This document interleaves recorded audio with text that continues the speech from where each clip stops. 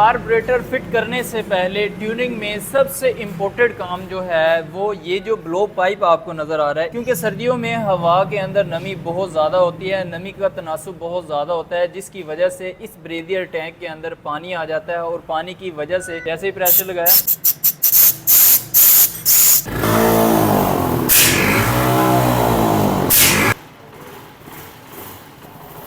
बिस्मिल्लाहिर्रहमानिर्रहीम। अस्सलाम वालेकुम दोस्तों, मेरा नाम है वकार अहमद और आप देख रहे हैं पाक bike repairing YouTube channel. Honda CG125 self start पुरानी बाइक की ट्यूनिंग कैसे करनी चाहिए, आज की इस वीडियो में आपके साथ कंप्लीट ट्यूनिंग मेथड शेयर करेंगे, जिससे आपकी बाइक की फ्यूल एवरेज भी बेहतर होगी, आपकी बाइक की परफॉर्मेंस भी बेहतर हो जाएगी और बाइक का साउंड भी बेहतर हो जाएगा। ट्यूनिंग कैसे करनी चाहिए और ट्यूनिंग में हमें कौन कौन सा काम करना है, सारी की सारी डिटेल आपके साथ शेयर करते हैं। जब कभी भी आप किसी भी बाइक की ट्यूनिंग करवाएं, अगर आपकी बाइक वॉश होने वाली है, वाटर सर्विस होने वाली है, तो ट्यूनिंग करवाने से पहले आपको बाइक की वाटर सर्विस करवानी चाहिए। ट्यूनिंग करवाने के बाद बाइक को वॉश नहीं करवाना चाहिए। पुरानी बाइक की जब भी आप ट्यूनिंग करेंगे तो उस बाइक में ट्यूनिंग के अलावा भी कुछ प्रॉब्लम्स होती हैं, जैसा कि ये bike Honda CG125 self start bike है। इस बाइक में अभी बैटरी जो है वो बिल्कुल ठीक है, उसके बावजूद बैटरी बिल्कुल ठीक है, इंडिकेटर्स बिल्कुल सही चल रहे हैं, ठीक है, आप देख सकते हैं। लेकिन उसके बावजूद इस बाइक का एक तो सलफ काम नहीं कर रहा, दूसरा ये बाइक जो है पहली किक पे स्टार्ट भी नहीं होती। तो एक बार इसका स्टार्ट करके आपको साउंड भी चेक करवा देते हैं, फिर जब हम इसकी ट्यूनिंग कंप्लीट करेंगे उसके बाद भी आपको इसका साउंड चेक करवाएंगे।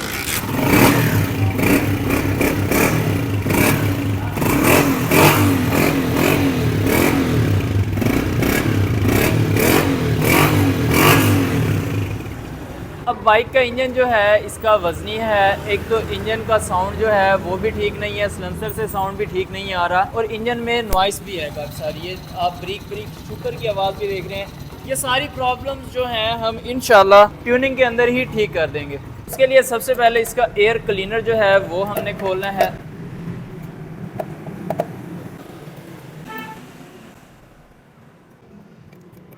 अब बाइक के एयर क्लीनर की हालत आप देख लें, बहुत ही ज़्यादा डस्ट है।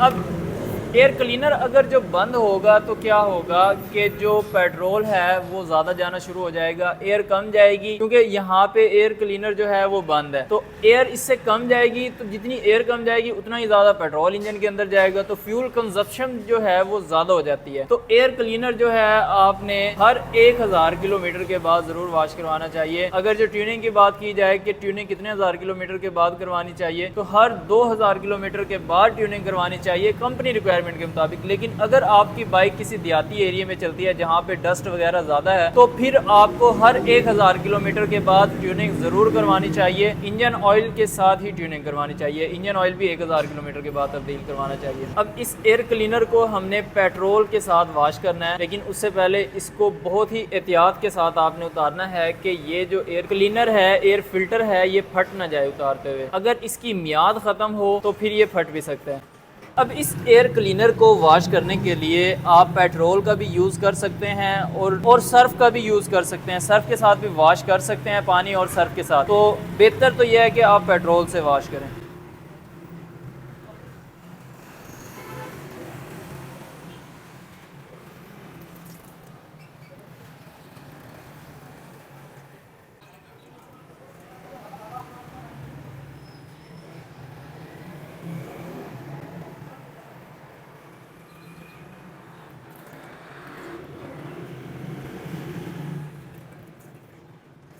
पेट्रोल के साथ आपने इसको ऐसे वॉश करना है, जब आप इसको निचोड़ें साफ पेट्रोल निकलने लग जाए तो समझ लें इसके अंदर से डस्ट जो है वो टोटली ख़त्म हो चुकी है। तो फिर आपने इस एयर क्लीनर को धूप में रख देना है ताकि ये अच्छी तरह खुश्क हो जाए। सेम इसी तरह आपने नीचे वाला जो एयर क्लीनर है उसको भी ऐसे ही वॉश करना है।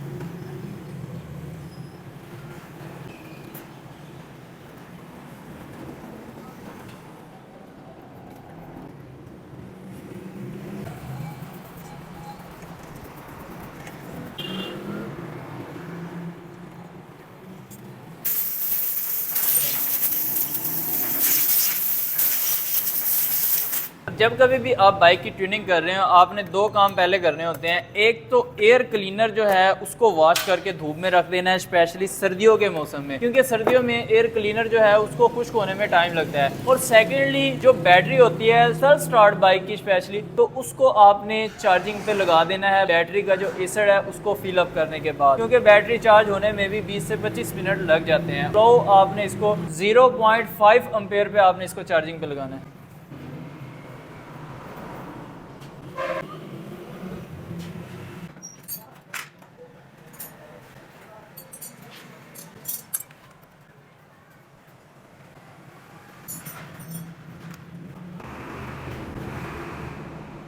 उसके बाद बारी आ जाती है कार्बोरेटर की। कार्बोरेटर अगर बाइक आपकी पुरानी है, 20 से 25 हज़ार किलोमीटर चली हुई है, तो फिर आप अपनी बाइक का कार्बोरेटर खुलवा के वॉश करवा लें। या फिर आपकी बाइक में मिसिंग का प्रॉब्लम हो, स्लो में बाइक बंद हो रही हो, स्टार्टिंग प्रॉब्लम हो या फ्यूल कंजप्शन ज़्यादा हो, तो फिर भी कार्बोरेटर को खोल के अंदर से वॉश करना ज़रूरी होता है। जो इसके जेट्स होते हैं उनके अंदर आपने एयर प्रेशर लगाना है, क्योंकि मिट्टी या कचरे की वजह से अक्सर औकात ये प्रॉब्लम आ जाती है, तो वो ठीक हो जाती है। अगर आपकी बाइक न्यू है तो फिर आपको कार्बोरेटर खुलवाने की बिल्कुल भी जरूरत नहीं है पहले 10,000 किलोमीटर तक।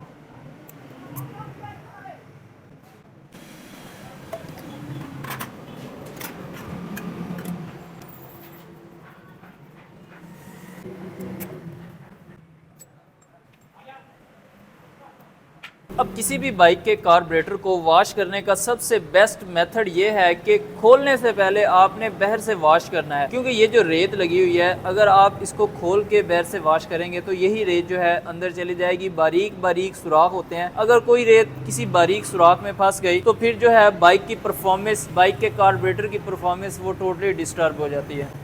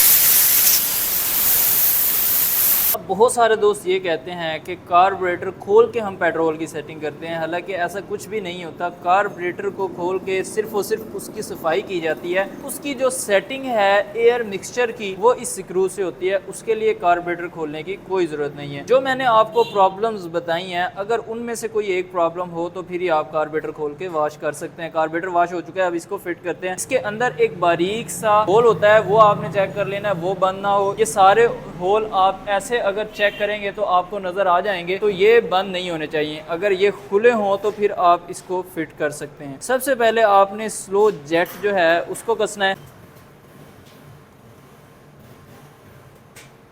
फ्लूट और ये नीडल वाल होता है, ये बिल्कुल साफ हो। इस रबड़ में अगर थोड़ा बहुत भी कोई कचरा होगा तो फिर बाइक जो है ओवरफ्लो का प्रॉब्लम शुरू कर देती है, तो ये बिल्कुल साफ सुथरे होने चाहिए। और ये पिन लगा देनी है आपने। ये कार्बोरेटर की असेंबलिंग हो चुकी है। अब आपने करना क्या है कि इस फ्लूट को ऐसे चेक कर लेना है कि ये जो नीडल वाल है अंदर वर्किंग सही कर रहा है, ये जाम तो नहीं हो रहा, फंस तो नहीं रहा। अगर ये फंस रहा हो तो हो सकता है किसी कचरे की वजह से फंस रहा हो, तो ये फंसना नहीं चाहिए। इसकी वर्किंग ठीक होनी चाहिए। और सिंपली आपने चैम्बर जो है वो लगा के चैम्बर स्क्रू आपने कस देने हैं। कार्बोरेटर जो है वो सर्विस हो चुका है, कार्बोरेटर की कंप्लीट सर्विस हो चुकी है। अब आप इसको बाइक में फिट कर सकते हैं।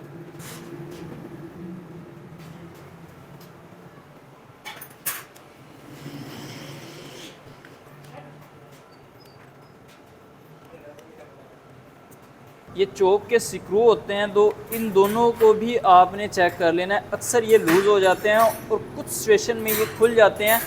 जब ये खुलते हैं तो सीधा हेड के अंदर जाते हैं और हेड के जो वाल्व होते हैं उनको डैमेज कर देते हैं। अब कार्बोरेटर फिट करने से पहले आपने इस स्लाइड को अच्छी तरह वॉश कर लेना है पेट्रोल के साथ, और इस एरिया की भी आपने अच्छे से सफाई कर लेनी है। और ये सफाई जो है आपने टैपट कवर और प्लग खोलने से पहले कर लेनी है, या फिर आप टैपट्स की एडजस्टमेंट करके टैपट कवर लगा देंगे तो फिर आपने ये सफाई करनी है। उसका रीज़न ये है कि ये जो डस्ट होगी आप एयर प्रेशर से साफ़ करेंगे तो वो डस्ट जो है सीधा इंजन के अंदर जाएगी, तो उस चीज़ से भी आपने बचना है।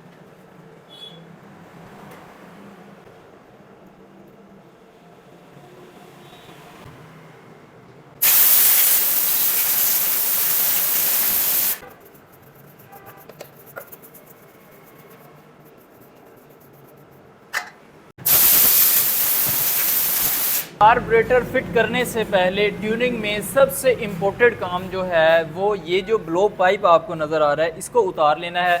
और एयर क्लीनर फिट करने से पहले इस जगह से आपने एयर प्रेशर लगाना है। ये जो ब्रेवियर टैंक आपको नज़र आ रहा है, सर्दियों में ये प्रॉब्लम आती है अमूमन, क्योंकि सर्दियों में हवा के अंदर नमी बहुत ज़्यादा होती है, नमी का तनासुब बहुत ज़्यादा होता है, जिसकी वजह से इस ब्रेवियर टैंक के अंदर पानी आ जाता है और पानी की वजह से ब्लो पाइप जो है वो भी बंद हो जाता है। उस ब्रेवियर टैंक को साफ करने के लिए ब्रेवियर टैंक खोलने की बिल्कुल भी ज़रूरत नहीं है। जस्ट आपने ब्लो पाइप उतारना है, ब्लो पाइप उतार के आपने यहाँ से एयर प्रेशर लगाना है, और जो भी कुछ ब्रेवियर टैंक में अगर होगा तो वो इस ब्लो पाइप के जरिए बाहर निकल जाएगा। चलिए चेक करते हैं। अभी आप देख सकते हैं मैंने जैसे ही ब्लो पाइप उतारा पानी निकल रहा है, ये देखें। अभी एयर प्रेशर तो लगाया ही नहीं है और पानी निकल रहा है, ये पानी के ड्रॉप्स आप देख सकते हैं। तो ये जो पानी है ये इंजन के अंदर भी चला जाता है, जिसकी वजह से इंजन के अंदर भी प्रॉब्लम हो जाती है। यहाँ से मैं एयर प्रेशर लगाने लगा हूँ। ये काम जो है अक्सर मैकेनिक नहीं करते और उनको पता भी नहीं होता, और ये बहुत ज़रूरी काम होता है। अब मैं यहाँ से प्रेशर लगा रहा हूँ और यहाँ पे आपने देखना है क्या निकलता है। ये देखें, जैसे ही प्रेशर लगाया ये चीज़ जो है ये बहुत ज़रूरी होती है। इसको क्लीन करना ट्यूनिंग के दौरान बहुत ही इंपॉर्टेंट होता है। चाहे आपकी बाइक नॉर्मल CG125 क्लासिक है या फिर सेल्फ स्टार्ट बाइक है, कोई भी CG125 है, इवन के 70cc बाइक में भी ब्रेवियर टैंक लगा होता है। हर बाइक का ट्यूनिंग के दौरान ब्रेवियर टैंक को वॉश करना या साफ़ करना बहुत ज़रूरी है, और साफ़ करने के लिए खोलने की ज़रूरत नहीं है। जस्ट आपने ऐसे एयर प्रेशर लगाना है और आपकी बाइक का ब्रेवियर टैंक जो है वो साफ़ हो जाएगा। अब ये चीज़ जो है इस ब्लो पाइप के ज़रिए निकली है बाहर यहाँ तक, ठीक है, तो ये साफ़ होना बहुत ज़रूरी होता है।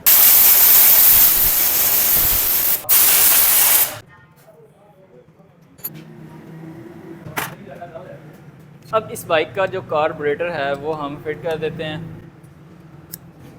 ये जो छोटा कट है स्लाइड का, जिस साइड पे RPM मिक्सचर होता है, यानी जिस मिक्सचर से बाइक का RPM बढ़ता है उस साइड पे करना है, और जो बड़ा कट है वो दूसरी साइड पे होता है। और फिट करने से पहले ये वाला जो रबड़ का रिंग है ये भी आपने ज़रूर चेक करना है।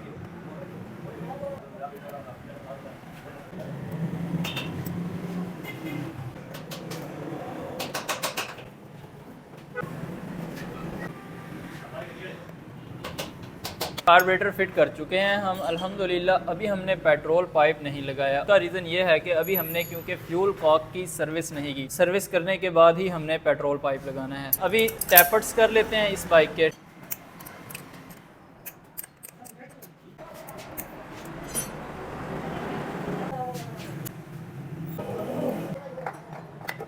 टैपर्ड कवर को हमने अलग कर लिया है। सेल्फ स्टार्ट बाइक को आप किक की मदद से भी टॉप पोजीशन पे लेके आ सकते हैं, क्योंकि जब भी हमने किसी भी बाइक के टैपर्ड्स की एडजस्टमेंट करनी हो तो टैपर्ड्स करने से पहले हमने पिस्टन को टॉप पोजीशन पे लेके आना है। तो उसके लिए आपने किक को एक बार नीचे की तरफ ऐसे प्रेस करना है। वैसे तो अभी ये टॉप पोजीशन पे आ चुका है क्योंकि एक बार किक पहले प्रेस हो चुकी थी। अब मैं आपको दोबारा से टॉप पे लेके आना। अब मैं दोबारा से आपको टॉप पोजीशन पे ला के दिखा। एक बार किक को फुल नीचे प्रेस करके छोड़ देना है, उसके बाद किक को हाफ प्रेस करना है। जहाँ पे किक खुद ब खुद रुक जाएगी, बाइक बाइक का इंजन जो है वो इस वक्त टॉप पोजीशन पे है। अब इस बाइक के जो टैपर्स की एडजस्टमेंट है वो बहुत ज़्यादा टाइट है। टैपर्स इसका ये वाला जो एग्जॉस्ट वाल है ये टाइट है और जो इनटेक वाल है वो तकरीबन ठीक है। अब इस बाइक की फिलर गेज के हिसाब से टैपर्स की क्या एडजस्टमेंट होती है वो आपको बताते हैं। कंपनी रिक्वायरमेंट के मुताबिक Honda CG125 self start bike के टैपर्स की एडजस्टमेंट जो है 0.08 mm की फिलर गेज के हिसाब से होनी चाहिए। अब 0.08 mm की फिलर गेज के हिसाब से इस बाइक का जो एग्जॉस्ट वाल है वो काफ़ी टाइट है और जो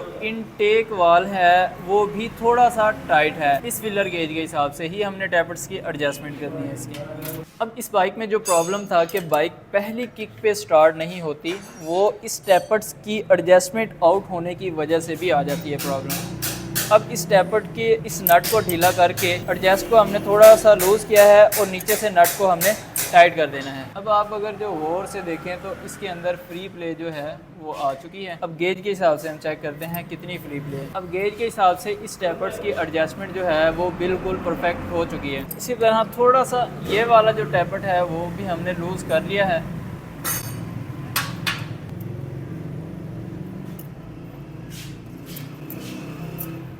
अब टैपर्ट तो यहाँ पे एडजस्ट हो चुके हैं। अब हम टैपर्ट कवर लगा दें, जो कि अक्सर मैकेनिक यही काम करते हैं, टैपर्ट एडजस्ट करते हैं और टैपर्ट कवर लगा देते हैं। लेकिन उसके अलावा भी और काम होता है। वो ये है कि यहाँ पे एक डामर लगी होती है और ये जो होल आपको नज़र आ रहा है इसको भी साफ़ करना बहुत ज़रूरी है। इसके अंदर काफ़ी कार्बन आ जाता है। अब ये जो डावल है हमने निकाल लिया है, इसके अंदर कितना कार्बन है पहले वो चेक करवाते हैं, फिर टैपर्ट कवर को अंदर से साफ़ करते हैं। इस पेचकस की मदद से भी आप इसको साफ़ कर सकते हैं।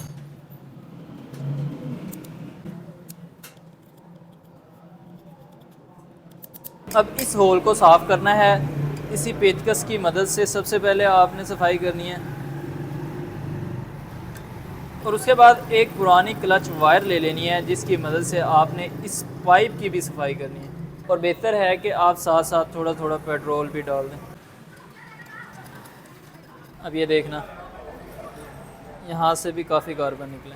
अब एक बार अच्छे से पेट्रोल यहाँ से आपने प्रेशर के साथ लगाना है। उसके बाद पूरे टैपर्ट कवर को वॉश कर लेना है।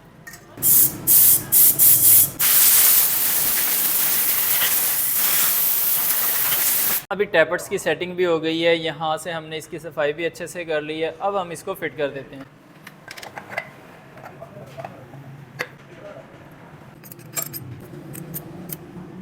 अब इसके प्लग को खोल के प्लग की कंडीशन चेक कर लेते हैं। एक तो प्लग पे कचरा है और दूसरा बाइक की फ्यूल कंजप्शन भी ज़्यादा है, क्योंकि बाइक के प्लग की रंगत जो है वो ब्लैक है। प्लग को साफ़ करके हम फिट कर देंगे। प्लग अडाप्टर को खोल के आपने यहाँ से प्लग कॉइल वाली जो वायर है इसकी कंडीशन भी चेक कर लेनी है। अगर यहाँ से थोड़ा बहुत आपको कट लगाना पड़े तो कट लगा सकते हैं, अगर ठीक हो तो प्लग अडाप्टर को वापस अच्छे से कर सकते हैं। अभी इस बाइक का जो इंजन ऑयल है वो भी तब्दील होने वाला है, उसको भी तब्दील कर लेते हैं। चैम्बर नट जो है उसको खोलना है सबसे पहले।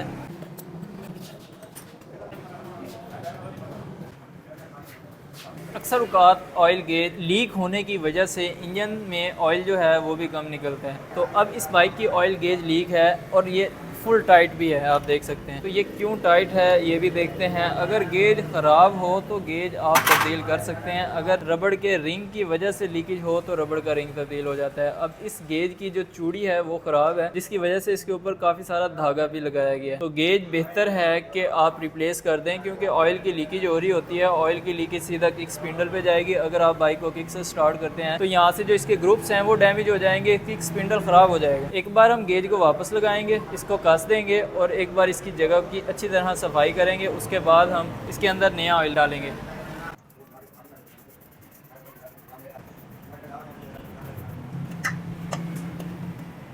बाइक का ऑयल निकालते वक्त आपने ऑयल गेज वाली जगह पे अक्सर लोग प्रेशर लगाते हैं, आपने प्रेशर नहीं लगाना, बल्कि बाइक को थोड़ा सा जिस साइड से ऑयल निकल रहा हो उस साइड पे डाउन कर लेना है। जैसे आप डाउन करेंगे जो भी इंजन के अंदर बकिया ऑयल होगा वो सारे का सारा निकल जाएगा।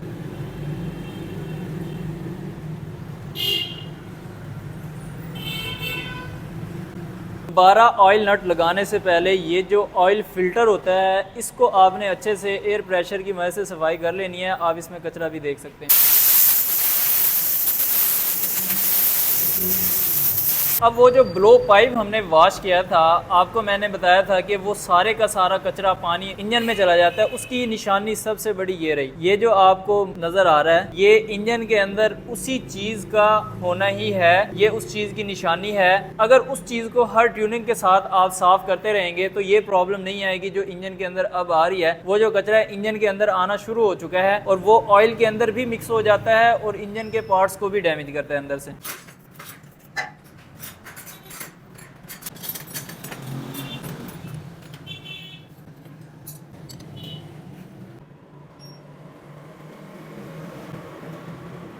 अभी इस बाइक की ऑयल गेज जो है वो ख़राब थी, वो हम रिप्लेस करने जा रहे हैं और हमें क्रोम वाली गेज भी चाहिए और अच्छी क्वालिटी में भी चाहिए। तो क्राउन-लिफान कंपनी की जो ऑयल गेज होती है वो बहुत ही अच्छी क्वालिटी में होती है और क्राउन-लिफान कंपनी की कोई भी प्रोडक्ट आप क्राउन ई शॉप से भी परचेज़ कर सकते हैं। लिंक आपको डिस्क्रिप्शन में मिल जाएगा। अगर आपको 15% डिस्काउंट चाहिए तो डिस्काउंट कोड वाली जगह पर आप लिखेंगे PBR15 ऑफ, तो 15% डिस्काउंट भी मिल जाएगा। पाकिस्तान के किसी भी शहर में क्राउन-लिफान कंपनी की कोई भी प्रोडक्ट आप मंगवा सकते हैं। अभी बारी आ जाती है एयर क्लीनर को फिट करने की। तो फिट करने से पहले आपने ये देख लेना है कि इसके ऊपर आपको डस्ट नज़र आ रहे होंगे, डस्ट पार्टिकल, रेत के ज़र्रे भी नज़र आ रहे होंगे। उसको रिमूव करने के लिए सिंपली आपने क्या करना है, एयर प्रेशर लगाना है।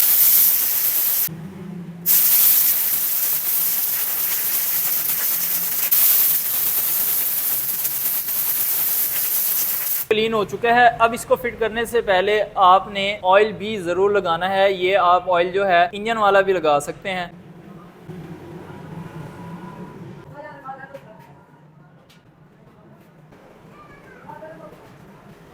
ऐसे इसको लुब्रिकेट करने के बाद इसको आपने फिट कर लेना है। इसी तरह दूसरे एयर क्लीनर के ऊपर भी आपने ऑयल लगाना है।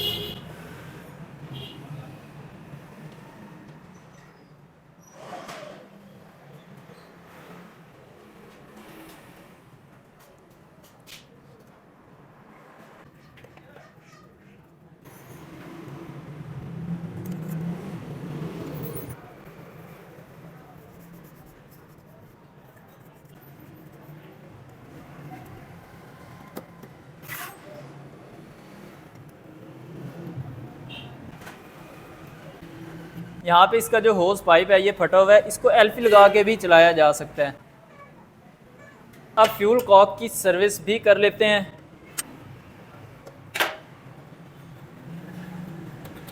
ये देखें, फ्यूल कॉक चैम्बर के अंदर जो कचरा है इसको आपने अच्छे से साफ कर लेना है।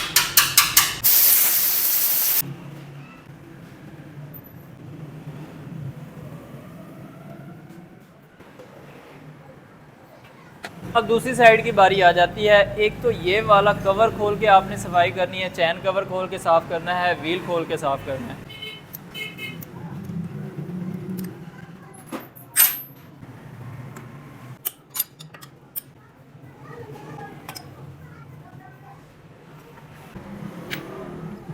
ये आप डस्ट देख रहे हैं, ये जो डस्ट है इस चैन स्प्रॉकेट को बहुत ज़्यादा डैमेज करती है।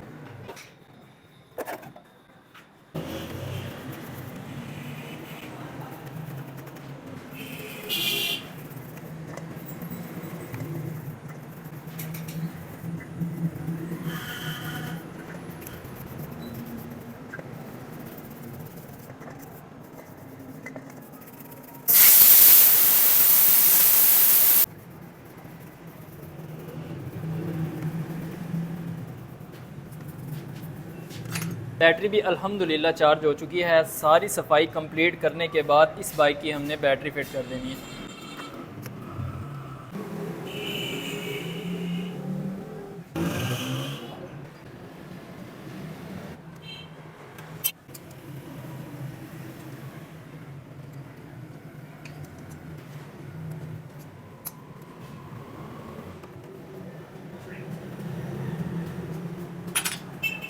अब इस बाइक की व्हील की सर्विस करनी है, लेदर्स चेक करने हैं। अगर लेदर रिप्लेस होने वाले हैं रिप्लेस कर देंगे, ड्रम रबर्स चेक होंगी, अगर ड्रम रबर्स रिप्लेस होने वाली है तो वो रिप्लेस हो जाएंगी, अगर रिपेयर होने वाली हैं तो रिपेयर हो जाएंगी। रेयर स्प्रॉकेट जो है उसको वॉश करना बहुत ज़रूरी है। आपने देखा कि चैन भी हमने वॉश की और रेयर स्प्रॉकेट भी हम वॉश करेंगे, जिससे चैन की लाइफ जो है वो बढ़ जाती है, क्योंकि इसके ऊपर डस्ट और रेत बहुत ज़्यादा लगी होती है। उसी रेत की वजह से ये चैन स्प्रॉकेट किट जो है बहुत जल्दी ख़राब होती है।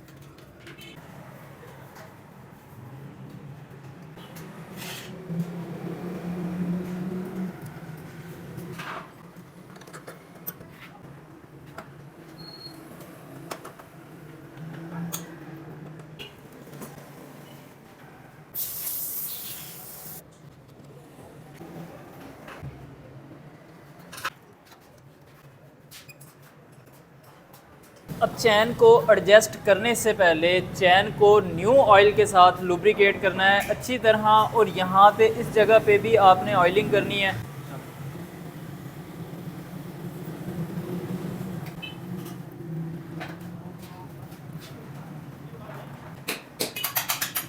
चैन की एडजस्टमेंट हमेशा ऐसे करनी चाहिए कि चैन ना तो बहुत ज़्यादा टाइट हो और ना ही बहुत ज़्यादा लूज़ हो, यानी चैन के अंदर फ्री प्ले भी होनी चाहिए। और इस साइड से आपने इन मार्क के मुताबिक जहाँ पे एडजस्टमेंट रखनी है, सेम दूसरी साइड पे भी सेम उसी जगह पे आपने एडजस्टमेंट रखनी है। और फिर जब आपने एक्सल टाइट करना है, व्हील घुमा के ब्रेक प्रेस कर लेनी है, उसके बाद एक्सल को आपने फुल टाइट कर देना है।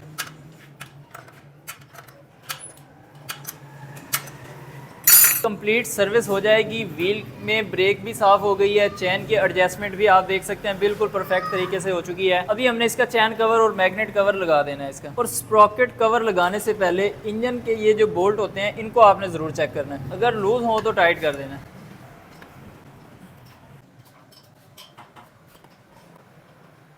कवर को हमने अच्छे से वॉश कर लिया, अब इसको फिट कर देते हैं।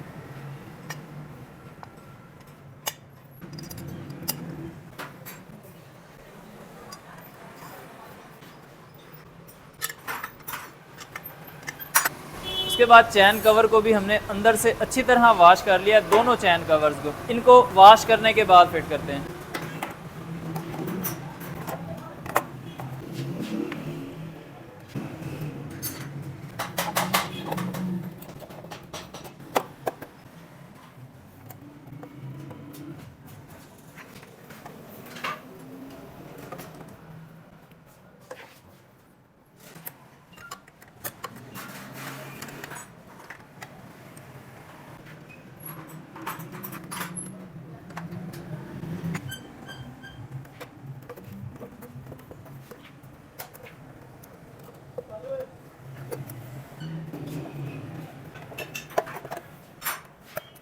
अभी यहाँ तक काम जो है इस बाइक का कंप्लीट हो चुका है। इस बाइक के अब बारी है पूरी बाइक के नट बोल्ट चेक करने की। उसके बाद इस लिफ्ट को नीचे करेंगे, नीचे करने के बाद इसके केबल्स की और लीवर्स की और थ्रॉटल की सर्विस करनी है। फ्रंट व्हील खोलने की अगर आपको लगे ज़रूरत है, यानी फ्रंट व्हील के बैरिंग ख़राब हैं या लेदर्स का इशू है या मीटर गरारी सेट का इशू है, तो फिर आप फ्रंट व्हील खोल के भी सफाई कर सकते हैं, या फिर ब्रेक लगाने से आवाज़ आती है तो फिर भी सफाई करना ज़रूरी है। फ्रंट व्हील की भी एक बार आप सर्विस कर लें तो बेहतर होता है। अगर फ्रंट व्हील कोई प्रॉब्लम ना कर रहा हो तो फिर ना भी खोलें तो इशू नहीं है, लेकिन पुरानी बाइक हो तो फ्रंट व्हील की सर्विस करना बहुत ज़रूरी है। फ्रंट व्हील की सर्विस में लेदर्स के ऊपर जो कार्बन है उसको अच्छे से साफ़ करना है आपने एमरी पेपर की मदद से। उसके बाद आप एयर प्रेशर भी लगा सकते हैं।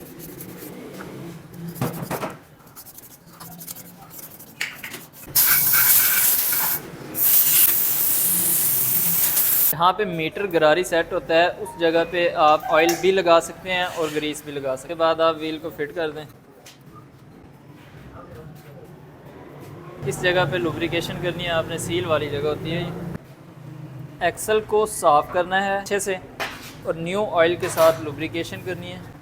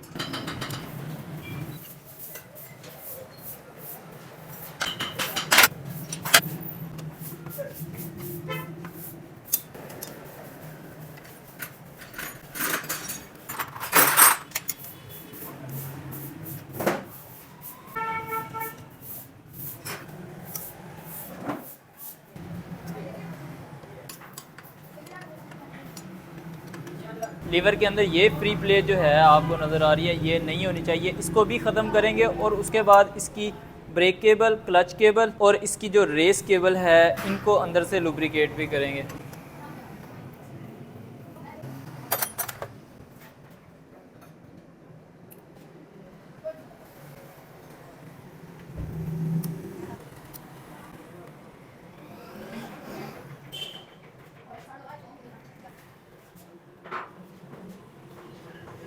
अभी हम एक बार पेट्रोल से इस केबल को अंदर से वॉश करेंगे और उसके बाद इसके अंदर नया ऑयल लगाएंगे ताकि कचरा वगैरह जो अंदर रस्ट लगी हो वो निकल जाए और न्यू ऑयल से लुब्रिकेट हो जाए।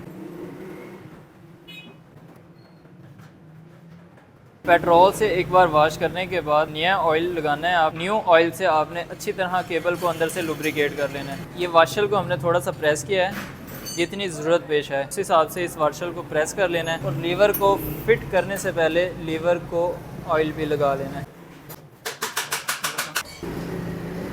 भी आप देख सकते हैं फ्री प्ले भी ख़त्म हो गई और ब्रेक भी है जो बिल्कुल फ्रेश हो चुकी है, रवां हो चुकी है।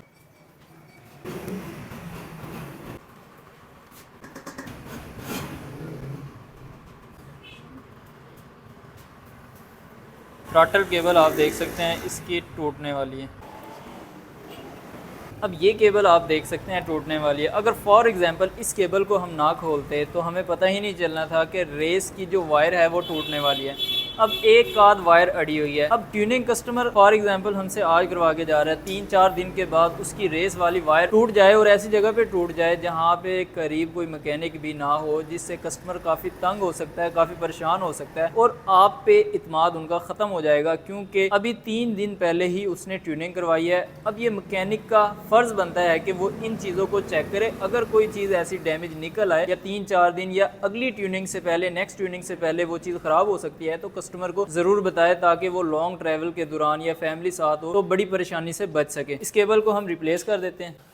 अब इस नट को, क्योंकि ये कार्बोरेटर का नट जो है हमने यही लगाना है कि केबल के साथ फिक्स होता है, निकालना कोई मुश्किल काम नहीं है। सिंपली आपने इसको बांग के अंदर पकड़ना है किसी भी नोज प्लास या रेंच की मदद से। इस तरह आप अगर जो ज़ोर से ज़ोर लगाएंगे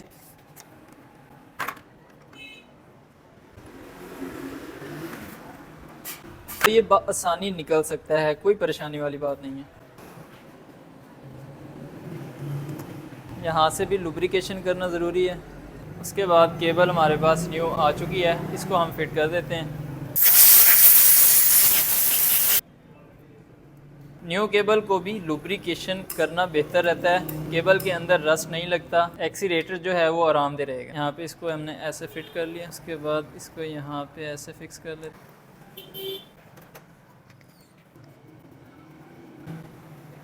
उसके बाद केबल को केबल वाली जगह से गुजार के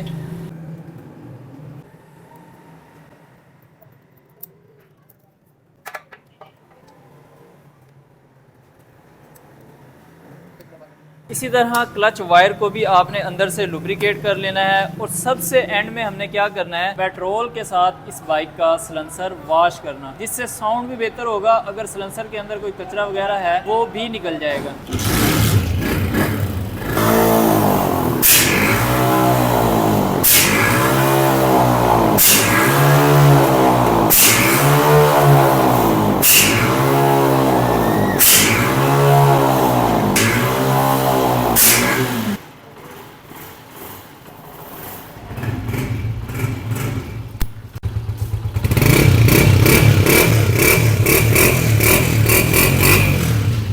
अगर आप इस तरह अपनी बाइक की कंप्लीट ट्यूनिंग करेंगे तो इंशाल्लाह आपकी बाइक की परफॉर्मेंस ज़रूर बेहतर होगी, बाइक की फ्यूल एवरेज भी बेहतर होगी, पिक पावर भी बेहतर होगी और साउंड आपने देखा तो साउंड भी बेहतर होगा इंशाल्लाह ताला। वीडियो बड़ी ज़रूर है, लेकिन इस वीडियो के अंदर हमने आपको बाइक की होंडा CG125 सेल्फ स्टार्ट हो या क्लासिक हो कंप्लीट मेथड बता दिया है। इसी मेथड के ज़रिए आप खुद भी अपनी बाइक की ट्यूनिंग कर सकते हैं घर पे।